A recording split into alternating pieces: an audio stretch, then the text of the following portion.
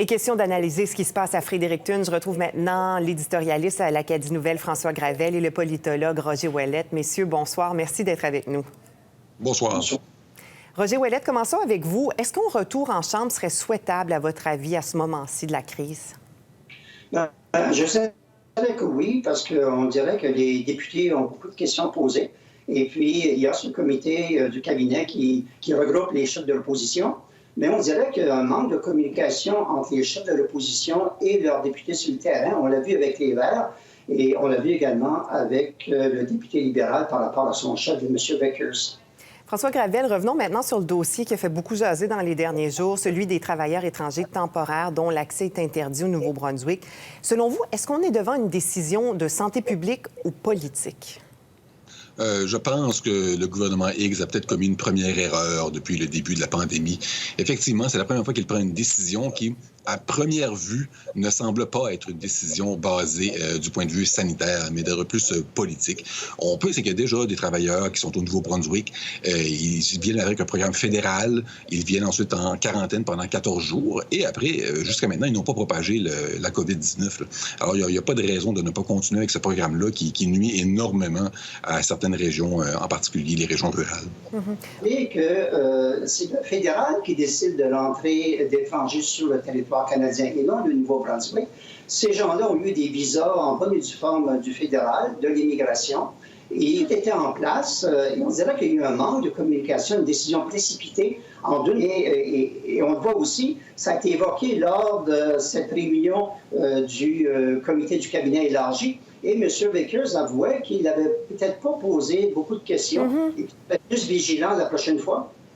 Monsieur Gravel, est-ce que le calcul est aussi simple que le fait, Blaine Higgs, que les chômeurs peuvent facilement remplacer les travailleurs étrangers temporaires dont l'accès est interdit au Nouveau-Brunswick? Dans un monde idéal, où on aurait un gouvernement communiste qui pourrait décider où les travailleurs vont, à quel moment, oui, bien sûr, mais la vérité, c'est qu'il y avait des chômeurs avant la COVID-19, il y avait des chômeurs avant la pandémie, et ces gens-là n'allaient pas travailler dans les champs, dans les usines de transformation. Ici, je trouve qu'on retrouve une vieille tare du gouvernement X qu'on retrouvait chez lui depuis qu'il est arrivé au pouvoir, mais qu'on voyait moins depuis le début de la pandémie, c'est-à-dire celle de prendre des décisions provinciales pour toute la province au complet, mais qui, dans les faits, finissent par toucher plus spécifiquement un certain groupe de personnes ou un certain groupe de travailleurs ou de régions. Dans ce cas-ci, les régions rurales. Les travailleurs étrangers sont interdits partout. Mais à Saint-Jean, où sont les antennes du gouvernement, à Fredericton, ça n'a aucun impact. Ça a un impact, par contre, dans les régions agricoles, dans les régions où on retrouve des travailleurs d'usine.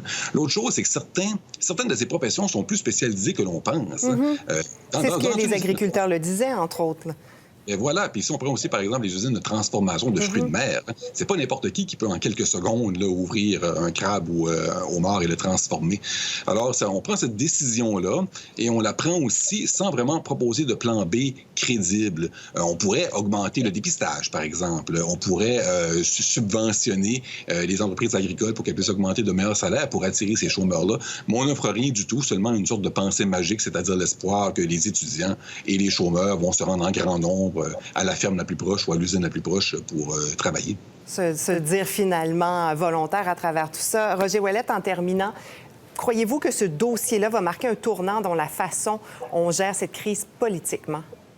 Je dirais que oui, parce qu'il y avait une espèce d'harmonie au niveau politique des partis de l'opposition, de travailler de concert avec le gouvernement pour gérer cette crise. Et on voit ici qu'il y a une fissure dans la classe politique.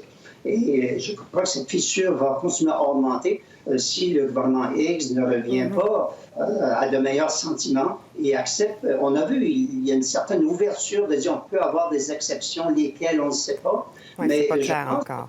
Une réunion du comité du cabinet s'annonce des plus intéressantes. François Gravel, Roger Ouellette, merci beaucoup d'avoir été avec nous ce soir. Merci de l'invitation. Au plaisir.